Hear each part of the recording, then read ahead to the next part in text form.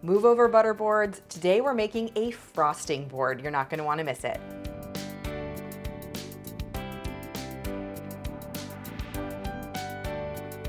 Hey everyone, it's Dorothy with crazyforcrust.com and welcome back to my kitchen. I have a super quick, fast, easy, and adorable recipe for the holidays for you today. The kids love it, the adults love it. As long as you love frosting, you're gonna love this. If you haven't followed me already, be sure to do that. Now let's get in the kitchen.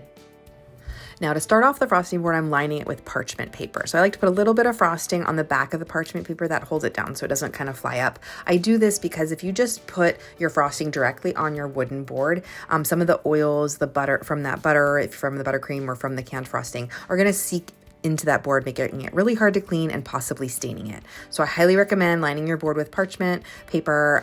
You can also just use a platter for this, but if you're using wood, make sure you line that board.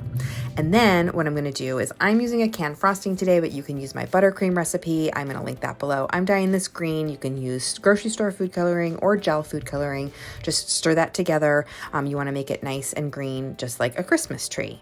And then we are going to get started on making our frosting board. So I'm just going to frost my board with that frosting in the shape of a tree. So it's basically a giant triangle, but I'm kind of using my knife strokes to kind of make it look like branches. So it's not just a plain tree. I want it to have a little bit of depth looking to it. So just go ahead and frost this until it's a nice big tree. Now, one of the things I absolutely love about this recipe is it's not even really a recipe, it's more of a method, and you can totally make it for any holiday. You can make it with any colors. You can use my homemade frosting, which I'll link below. You can make with chocolate frosting, or you can make it with cream cheese frosting.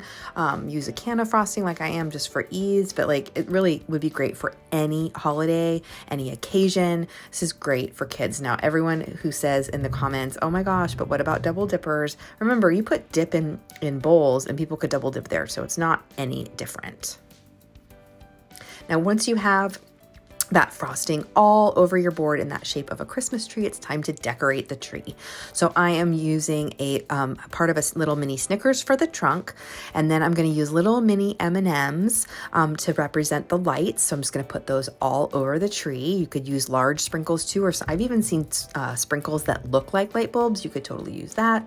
And then I'm going to sprinkle some fun Christmassy sprinkles all over. Again, have fun with this. Head to the baking aisle at your grocery store or your craft store, or head online to Amazon, or there's so many places that sell fancy sprinkles now, and you can have so much fun with this to decorate your Christmas tree. For the star on top, you could definitely use some more sprinkles. They sell star sprinkles. I happen to have this sugar cookie that I decorated in the shape of a star for another post and another video that I did, and so you can go ahead and that's what I'm using for my star on my tree.